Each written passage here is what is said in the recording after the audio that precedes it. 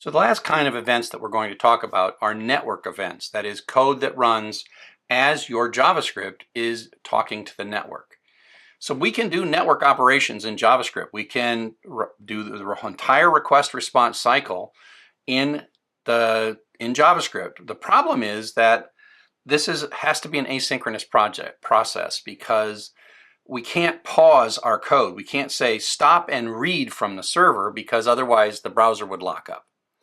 So we have to kind of use events, and we kind of chain these events together. We have a start the request, and then give me an event when the request is restarted, and then as the data is being retrieved, when the data is all retrieved, then you process the request. And so there's a multi-step process, and you do one step and then initiate the second step. And so that means that we're never in our JavaScript waiting for anything.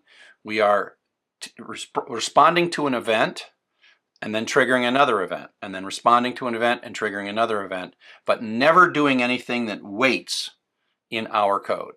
This particular code is 14-fetch.htm. Now fetch is a function that's available, and its parameter is a URL, so I've got this URL called secret.txt. Now fetch returns what's called a promise.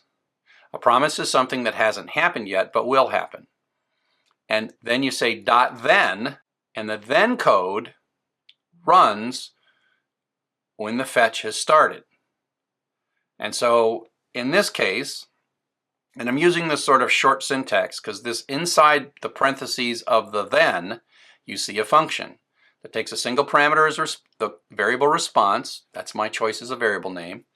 I console.log, and then I return response.text. Now what that really is saying is now go retrieve that text, which will take some time. So response.text itself is another promise. And so the return value of the first then is itself a promise. And that's why you see the second then. Now the second then happens when the response text has been retrieved, and now we're being handed that as a text string. And then it says, let's run code and console log that text string. So fetch starts and returns a promise, then says, when that promise completes, run this code, and then return another promise. And then the second then runs after the promise is retrieved, and then we're done.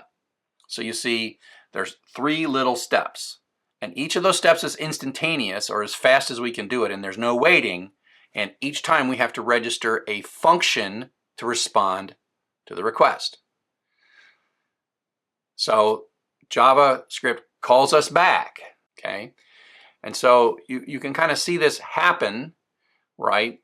The fetch starts, the first promise resolves, and we see what the response is. Now if you look carefully, you see that the response is a 200, which means it looks like we're doing well, right? And it has a readable stream, but we have not yet used the body.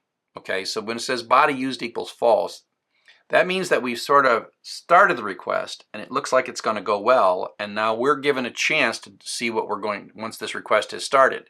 Now by calling response.text, that's a method inside this response object that then says, oh, go back, make a new promise, and that promise will be fulfilled when we've actually retrieved the text. So at this moment where it says console log response, the text hasn't been retrieved yet, and so we're returning a promise to be fulfilled after the text is received.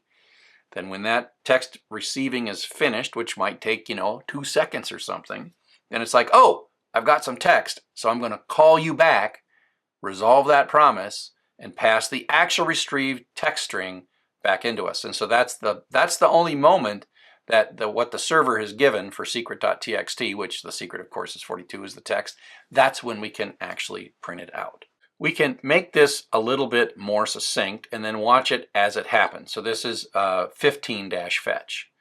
So we're gonna do something with this text instead of just printing it, and we're going to use kind of the more succinct contraction style of this function code, and not put so many console logs in. I was putting console logs so you could see the steps that happen. So this is a more typical way of doing something. So we're going to fetch secret.txt, which is a URL on the server.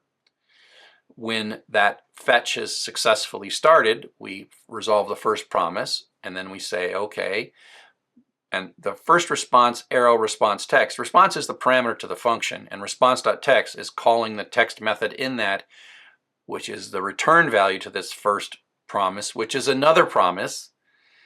But that'll be it. When that promise resolves, it'll resolve to a text string. And that's why the second then says take a variable. Again, I could call text string X. It's just a variable in a function call. It's just a parameter in a function call. So call me back.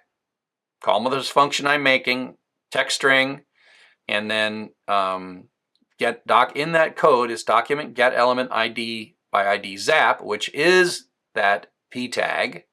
And I set its inner text to be the text string that I retrieve from the server.